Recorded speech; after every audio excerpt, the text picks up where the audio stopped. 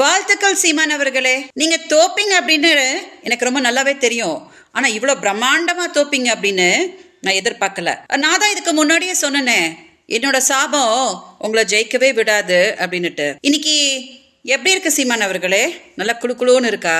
என்ன தமிழ்நாட்டுல என்னோட மக்களுக்குள்ள வாழ விடாம கர்நாடகாவுக்கு ஓட்டுனீங்களே, அன்னைக்கு எனக்கு இப்படிதான் இருந்துச்சு. ஈரோடு மக்களுக்கு என்னோட நன்றியை தெரிவிச்சுக்கிறேன். ஏன்னா மக்கள் தான் சீமானுக்கு சரியான செருப்படி கொடுக்க முடியும் அப்படின்னு நான் சொல்லியிருந்தேன். அதை இன்னைக்கு அவங்க நடத்தி காட்டியிருக்காங்க. பெரியாரே எனக்கு மண்ணு தான் அப்படின்னு சொன்ன வாய அட்ரஸே இல்லாமல் மண்ணுக்குள்ளே புதைச்சிட்டாங்க. இன்னைக்கு திமுகவுக்கு என்னோட வாழ்த்துக்கள். ஏன்னா திமுகவோட காலகட்டத்திலாம் சீமான் நல்ல செருப்படி வாங்கிட்டு இருக்கிறாரு. அவர் வாங்கணும். ஏன்னா தோத்தாதான் சீமான் மனுஷனாவாரு, இல்லாட்டி தலை விரிச்சு போட்டு ஆடிட்டு இருப்பாரு. இன்னைக்கு சீமான் அவர்களே, கர்மான்றது எப்படி இருக்கு பாத்தீங்களா?